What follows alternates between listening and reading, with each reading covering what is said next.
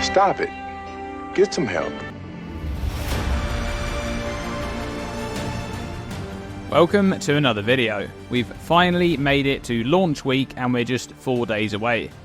In this one, I wanted to do a bit of discussion on the Witch Ascendancy, the Blood Mage, and the Blood Magic Keystone. Let's first take a look at the Blood Mage. So we know 4 of the Blood Mage's Ascendancy notables listed here. The Sanguimancy notable must be taken by all Blood Mages. It's the first node and you must path through here to get to any of the other nodes.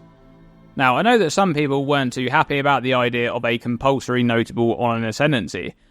Personally, I am a fan of this. I wouldn't like it if every Ascendancy had it, but the idea of a few Ascendancies having to take a notable which completely defines the class is quite a novel concept.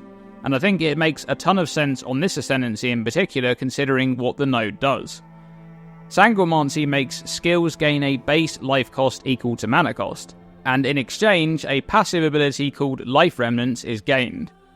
Life Remnants causes monsters to drop red orbs on death, which can be picked up to gain life. Now, one of the most important parts of this skill was actually missed out of the official livestream reveal by accident, and that's that the life gained from picking up the Life Remnants can overflow maximum life, up to twice your normal maximum.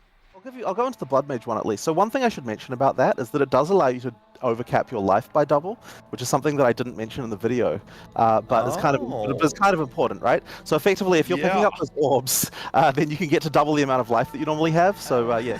I'll link the time-stamped question from the Darth Microtransactions and the Ghazi interview with Jonathan, where he goes over that mechanic in the description below if you're interested. So, Overflow is a new mechanic in PoE2, and we don't really know too much about it.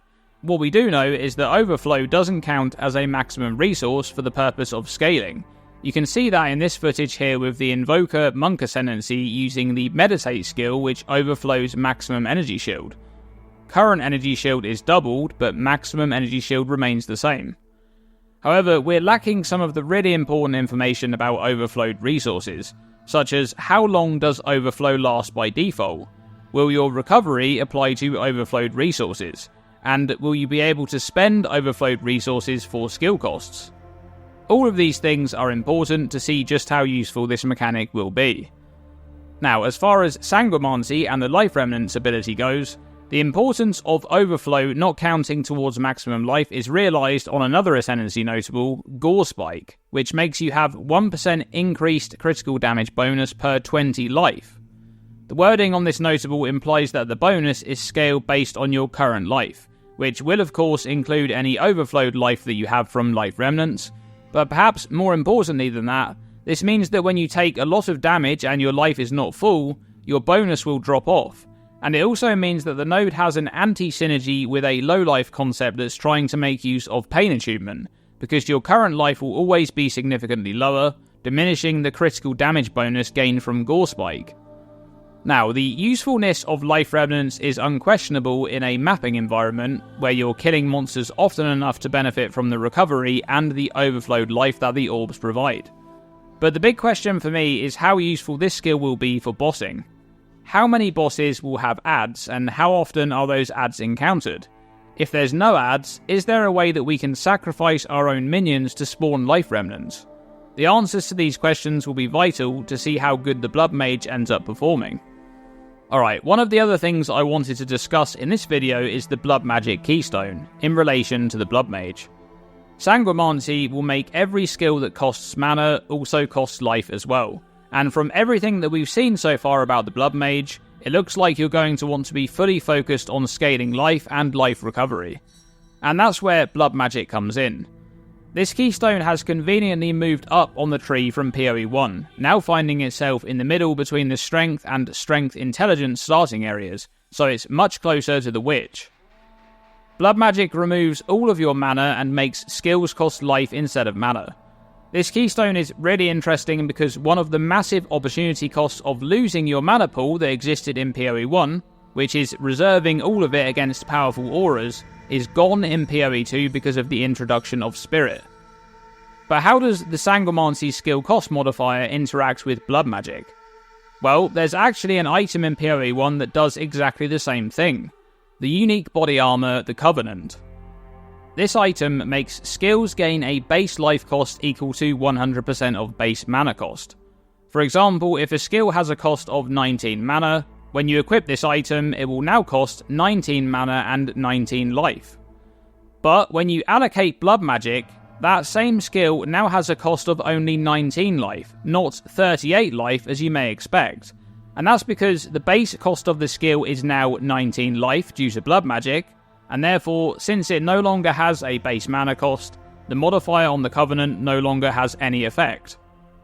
If this mechanic also translates over to the use of Blood Magic in combination with the Bloodmage Ascendancy in PoE2, as I expect it will do, then this will be quite a beneficial combo to utilise, because the use of Blood Magic on this Ascendancy not only allows you to fully focus on life scaling, but it also essentially halves the base resource cost of your skills, since you're already forced to spend life with your skills due to the fact that you have to take Sanguimancy, and so clicking on Blood Magic just removes the mana cost without increasing the life cost.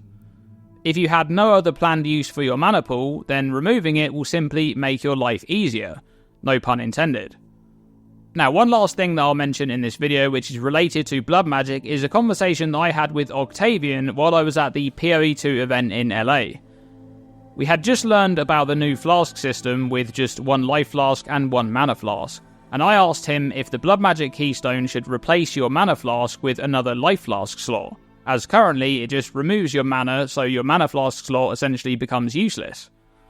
He said that he didn't think it should because the Keystone is already solving your skill costs, and that's the trade-off you're making.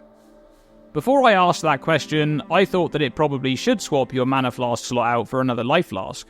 But after hearing his response and thinking about it a little bit, I think he's right. Because with the change to mana no longer being the default resource for reservations, Blood Magic has become a much better option as a method to solve skill costs for builds with good life recovery, as they no longer have to deal with the massive opportunity cost of losing their mana that they had in PoE1. I thought that would be a nice tidbit to mention here for those wondering about the mana flask.